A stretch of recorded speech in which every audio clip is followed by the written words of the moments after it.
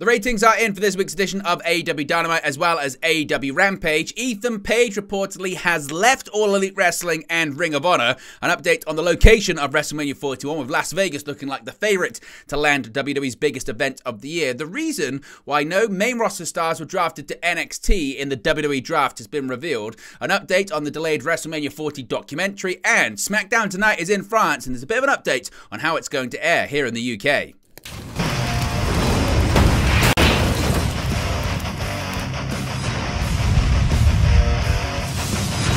Hey guys, welcome back to Wrestling News 365. Hope everyone is doing very well. As always, plenty of news stories to get into in the world of professional wrestling. Let's start off talking about the ratings for this week's edition of AEW Dynamite on TBS as well as AEW Rampage. Now, All Elite Wrestling returned to Canada for the May 1st edition of AEW Dynamite, which featured Kenny Omega, returning to the company for the first time since December of last year. But he was attacked by the Elite, who went so far as to push Omega off a stretcher as he was being loaded into an ambulance. Now, AEW, of course, is firmly on the road to Double or Nothing on May 26, but how many people tuned in to see the latest stop? Well, according to WrestleNomics, the May 1st edition of AEW Dynamite averaged a total of 703,000 viewers, marking a 3% increase from the 683,000 viewers the April 24 episode garnered the previous week. As far as the 18 to 49 demographic is concerned, the show saw a small increase on that front as well, earning a 0.24 number compared to the 0.23 number earned 7 days earlier. The episode faced stiff sports competition and finished third for the night, behind both the NBA and NHL playoffs. In terms of the quarter hours, we'll get to those in just a second, but when it comes to AEW Rampage, of course, that happened straight after AEW Dynamite. We've got the ratings for that as well, because much like their trip to Toronto on March 20, there was also a live episode of AEW Rampage tagged on to the end of Dynamite due to the show being preempted this Friday. Rampage did strong numbers for AEW Rampage, averaging 431,000 viewers and a 0.15 number in the 18 to 49 demographic. The next episode of the show will also be preempted, taking place immediately after the May 11 edition of AEW Collision, with the company looking to return Rampage to its regular time slot on May 17. In terms of the comparison from the prior week, the total viewership was up 47% and the 0.15 rating was up 67% as well. Of course, the numbers from last week, we can bring those to you as well. Last week with the preemption, it was 293,000 viewers total, and in terms of the 18 to 49 demographic last week, once again preempted, it was a 0.09. Now, in terms of the quarter-hour ratings, these come courtesy of WrestleNomics. Shout out to them, and be sure to subscribe to their Patreon service. We can bring those up on the screen right now. As you can see right there, these are the quarter-hour ratings of not only, as I mentioned, just the AEW Dynamite show, but also AEW Rampage. In terms of the quarter hours, the May 1st Dynamite got its strongest numbers from quarter hour 1, but also saw spikes during Chris Jericho's match versus Katsuyori Shibata, and also the closing segment featuring Kenny Omega and the Elite. As you would expect, there was a significant drop-off when it came to moving over to AEW Rampage, dropping from 668,000 viewers down to 459,000 total viewers. Interestingly enough, though, as I mentioned, the beginning few quarters of the show really did see, again, sort of they were below the sort of last 90-day trend when it came to total viewership, but did get back up to kind of normal for those peaks in the middle of the show, but then dropped down once again and kind of stayed along the trend that we've seen over the last 90 days. So what are your thoughts when it comes to the ratings for AEW Dynamite this week? Let me know your thoughts about that, as well as the ratings for AEW Rampage in the comment section below. Now, before we move on to this next story, spoilers possibly ahead for this weekend's WWE Backlash Premium Live event in France. If you don't wish to be spoiled, feel free to skip ahead right now. I'll give you 5 seconds. 5, 4, 3, 2, 1. That is because 2 major stars have been spotted in France ahead of Backlash, and that is none other than John Cena and Charlotte Flair. Yes, both reportedly have been spotted ahead of this weekend's big premium live event.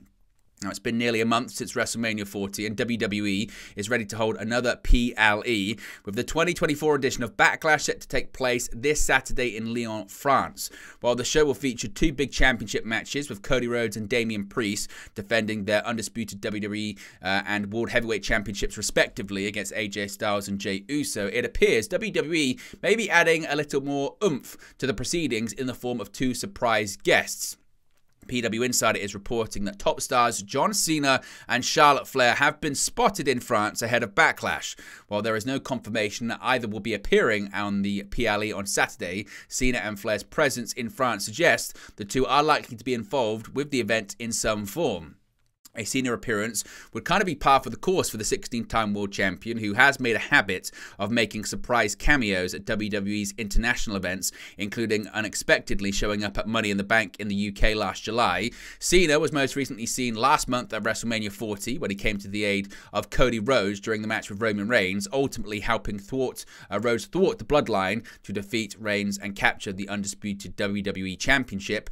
As for Flair, a Backlash appearance would be her first time inside of a WWE ring since December, when she suffered a knee injury during a match against Asuka. Though originally expected to be out at least 9 months, Flair has rehabbed aggressively since having the surgery in early January and has remarked in the past that she was ahead of schedule regarding her recovery time. Of course, her husband is Andrade El Idolo, so of course she could just be traveling with him. We'll have to wait and see what happens there. Now, some big news when it comes to AEW and a talent departure, and that is Ethan Page is now gone from All Elite Wrestling. According to Sean Ross Sapp of Fightful Select, Ethan Page is no longer with All Elite Wrestling or Ring of Honor. Now, Page had been a regular on Ring of Honor television before disappearing from the show in recent months. However, he'd increased his independent bookings and started promoting Alpha One Wrestling again. On May 2nd, he was removed from the AEW roster page.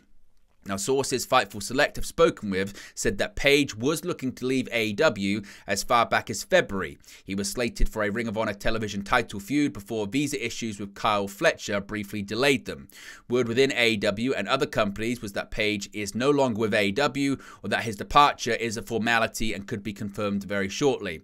Now, Fightful say they've reached out to Ethan Page for comment, but they haven't heard back. But the expectation is that he's no longer with AEW or Ring of Honor. So what do you make of this departure, and where do you think Ethan Page goes next? Let me know your thoughts about that in the comment section below as well.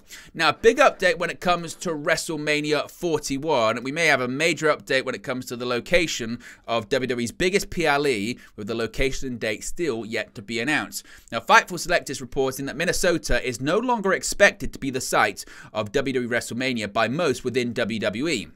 Of course, for months, Minneapolis was the front runner, and the city had been, quote, aching to announce, end quote, that they'd be getting WrestleMania. However, in recent months, there was a heavy internal push for the show to take place in Las Vegas, especially after a successful WrestleMania XL kickoff event and the success of the Super Bowl locally. Fightful has asked WWE for any updates about WrestleMania and have only been told that they have nothing to announce yet. Now, people of influence within the company have told Fightful they've heard Las Vegas is the likely destination now. Early indications are that sometime in April 2025 will be the landing spot for WrestleMania, though May dates were on the table and being discussed. Specifically, it was noted that higher-ups were not keen on a cold weather WrestleMania again next year, even if the event was indoors. Now, Fightful do stress in this report they have to reiterate, until it is announced, it's not official, especially as it pertains to this story. So, of course, if we get any more details on this, we'll let you know in the future. But as of right now, it looks like Las Vegas is the favorite. And what are your thoughts about this with Las Vegas over Minneapolis? Do you think this is the right move? When do you expect it to be taking place? Where do you expect it to be taking place? Let me know your thoughts about all of it in the comment section below. Now, the draft, the rosters are going to be locked after Backlash this weekend, but many were wondering, despite stars from NXT being called up to the main roster, why would any stars drafted from the main roster to NXT? Well, the reason why no main roster WWE stars were officially drafted to the NXT brand in the 2024 WWE Draft has been revealed.